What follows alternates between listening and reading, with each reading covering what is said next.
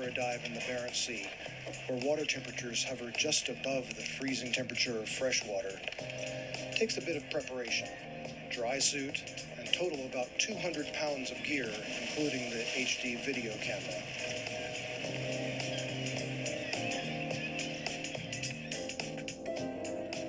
Below the bird cliffs on the southern end of Bear Island, everything comes together for underwater life.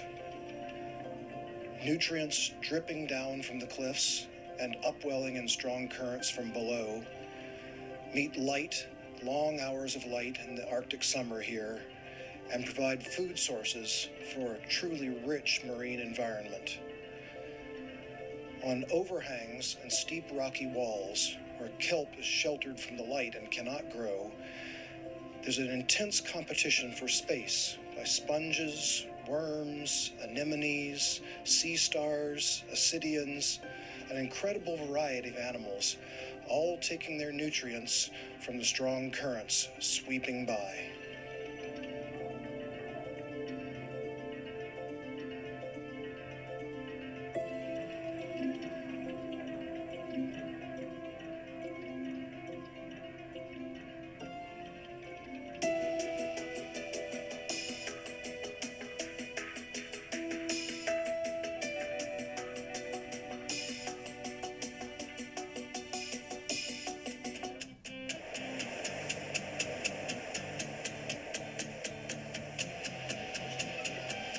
Deck and watch as we enter our first part of the Norwegian fjords.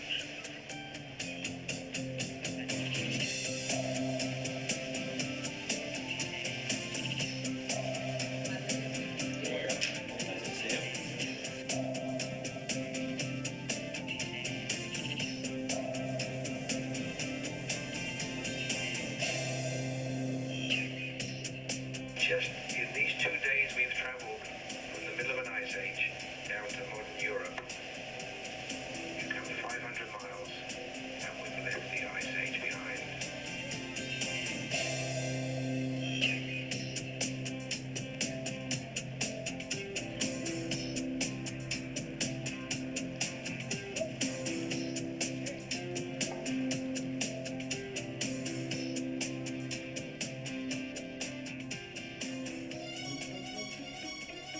Tromso is the capital of northern Norway. Some people call it the Paris of the High North.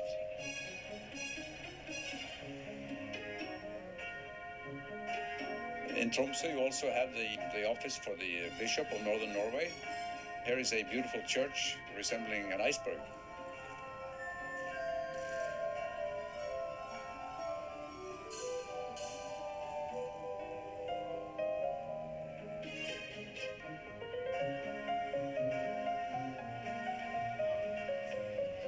Tromso is a quite vibrant city, teeming with life in the summertime.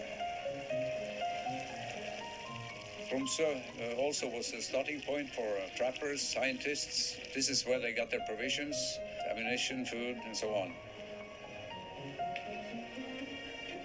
Tromso used to be the launching point for explorers going north, but we are heading south.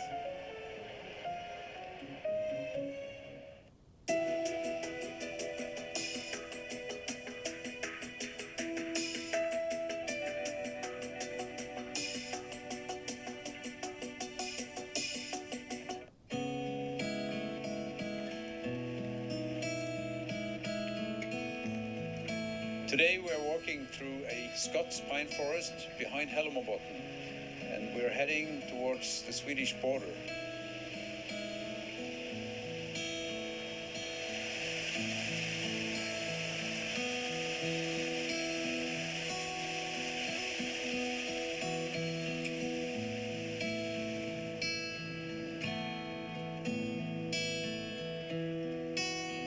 The hike leads us up to about 2,500 feet at the most.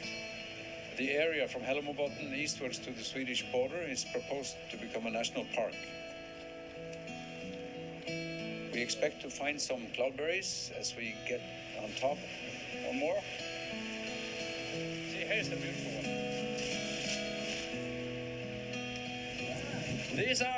These are ripe cloudberries.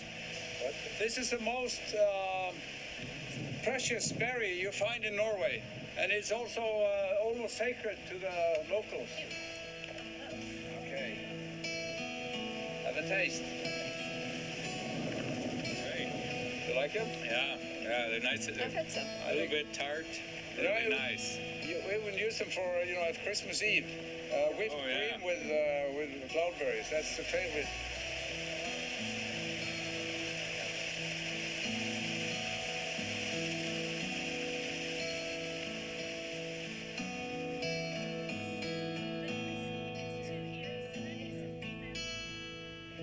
We've come to the first of these rock carvings, and you can see this is a pair of birds. They've been interpreted as swans, and they're hardly indented into the surface at all. It's amazing that they're still visible after something like 8,000 years or so. And the relationship between the figures that were carved and the rock, the living bedrock that they're carved into, and the water that lapped against the edge of it when they were carved, they always seem to be done at the edge of the land and the water. It always seemed to be a relationship between the world, the living world, the living world of human beings, and the world below the surface of the water.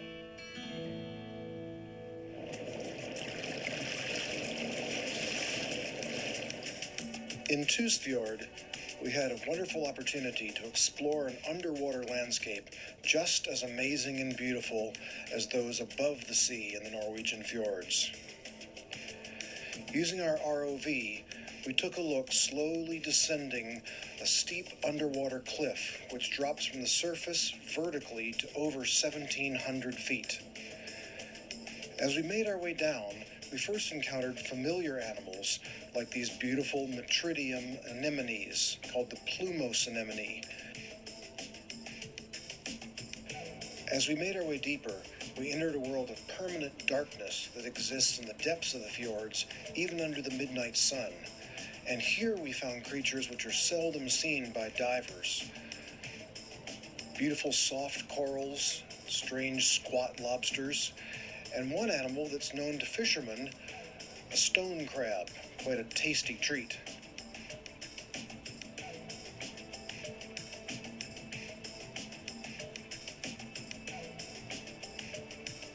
Deeper still, we encountered a couple of interesting species of fish. The Norway redfish, which gives birth to live young,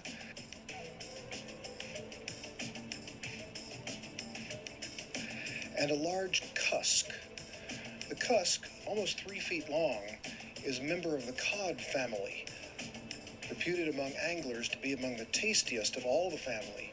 But this particular individual tried to make a dinner of our ROV. In all the ROV operations I've ever conducted, I've never before had an animal try to snack on our little machine. I think this fish may have been intrigued by the lights of the ROV, possibly confusing them for a bioluminescent squid, which could have been a good meal. 700 feet below the surface of the fjord, we found what I most hoped that we might possibly encounter, a cold water coral reef, built by animals called Lophilia pertussa. These reefs are well known off the outer coast of Norway, but not many have been found inside the fjords. These reefs are quite ancient, taking thousands of years for the small animals to build, and they're an important habitat for many other animals that live among the branches of the coral. A wonderful find in our ROV exploration of Tysfjord. So we have now entered the Lofoten area here after a fantastic day in the Tysfjord region, and the light is fading away, and that's the time for the trolls. This fjord is actually named Troll Fjord, so it fits quite well here to come in here in the evening light and look for trolls. Of course, we don't know if we're going to see any, but I'm sure it's going to be a great adventure here through the evening. It's a very narrow passage in here, and then it's a kind of a lagoon in the inner part where the captain can actually turn around the ship and see if the captain can bring the ship right up towards the rock wall here.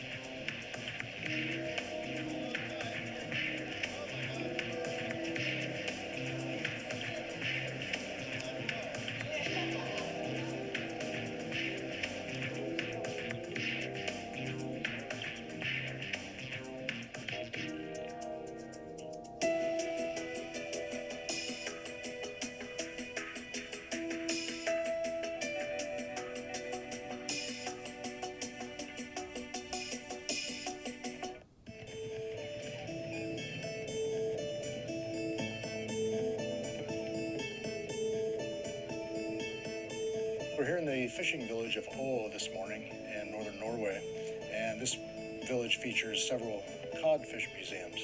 Codfish was the lifeblood of northern Europe throughout the medieval period in particular, and this is for two primary reasons. The church required that people not eat warm meat or red meat on Fridays or during Lent, and this is because the consumption of warm meat encouraged intimate relations. And to avoid this, the cod fishing industry developed, and this was because cod provides a large amount of protein, about 80% by weight, and it could be preserved. This is before the age of refrigeration, so air drying and salting was the only way to consistently provide protein to the population of Europe. This is a great opportunity for the guests to get out and see the museums, the cod liver oil museum. Oh, yummy, yummy. And also to see the traditional fishing vessels and the equipment that's used in the cod fishing industry throughout history.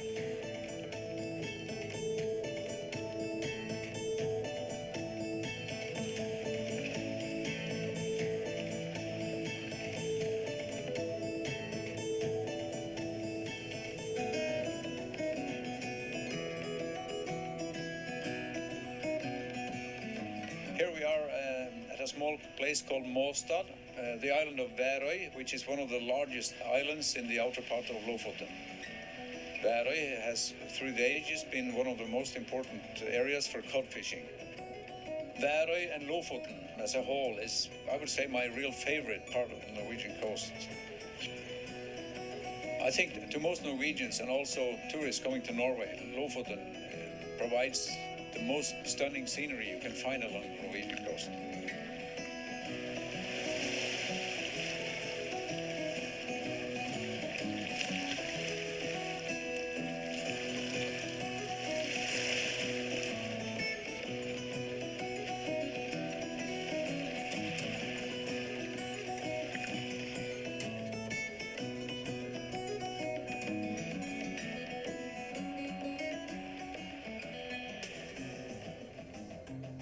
In the beautiful sunlit waters off the island of Værøy at the outer tip of the Lofoten Islands, we had an opportunity to explore the kelp forest that dominate the underwater ecology on Norway's rocky coasts.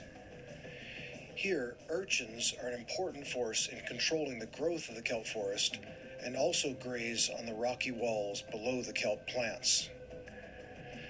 Strong currents play through these islands, sweeping against the rocky shores and bringing food to a variety of animals that live on the rocks, like these beautiful corals and the colonies of colonial worms between them. Deeper still, among a garden of large boulders, we found a number of interesting animals concealing themselves in the shadows, like this edible crab, this tiny Norway bullhead, about 1 inch long, hiding among the coral and algae.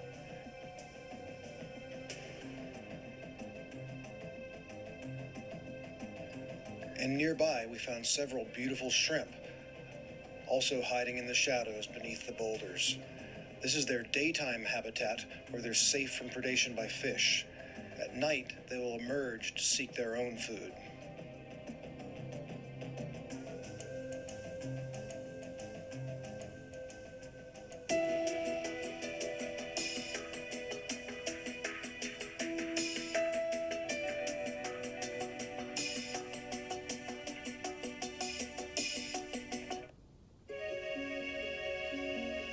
This morning we're at one of the wildest places in the middle of Norway.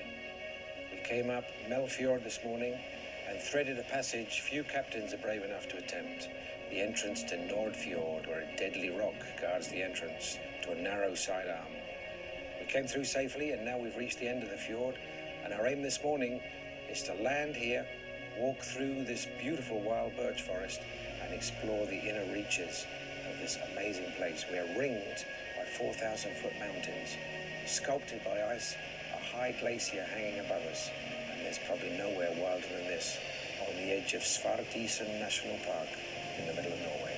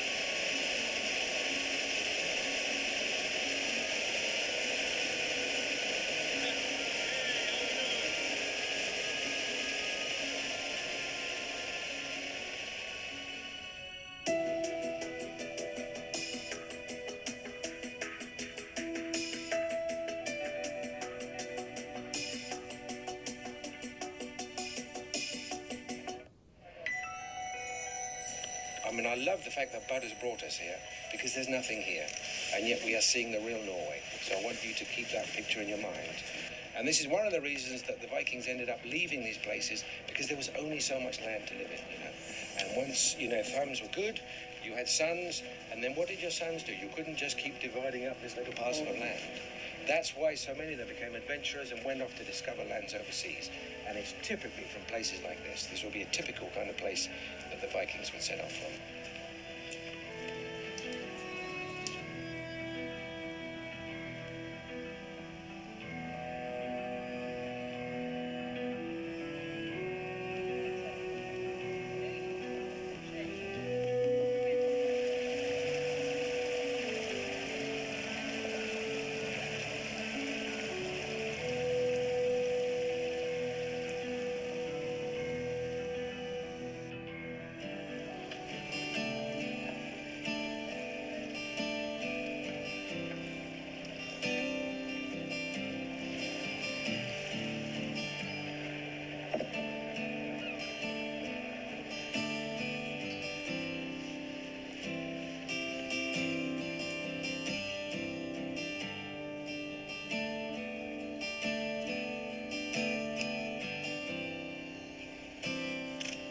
We're on a little island called Grip, and it's a very quaint community here, lots of character.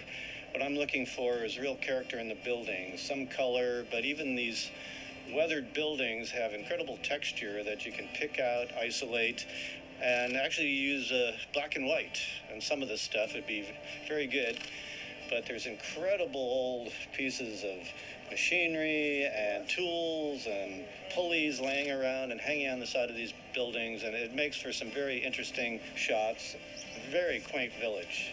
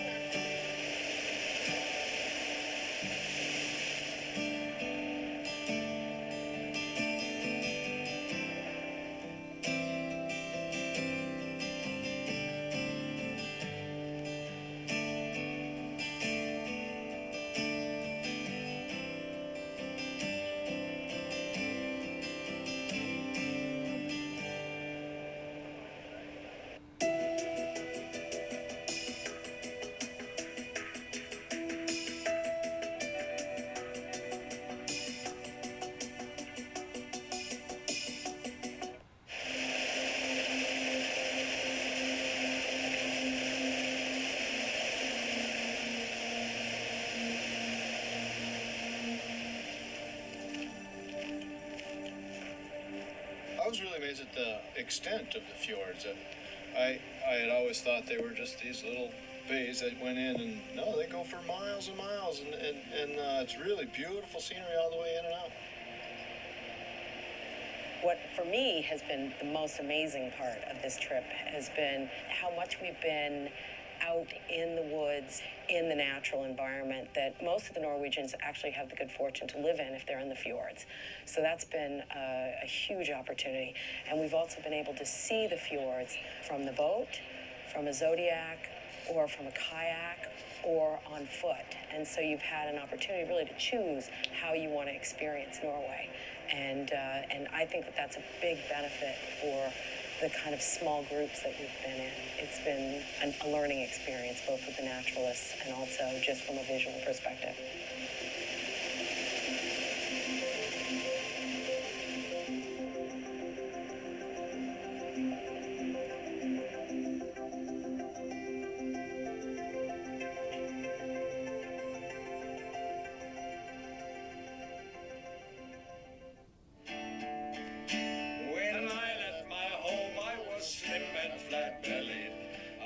So trim I was thin as a snake, but now I am happy, and yes, I'm pot-bellied, 'cause I ate the starters, main course, and the cake.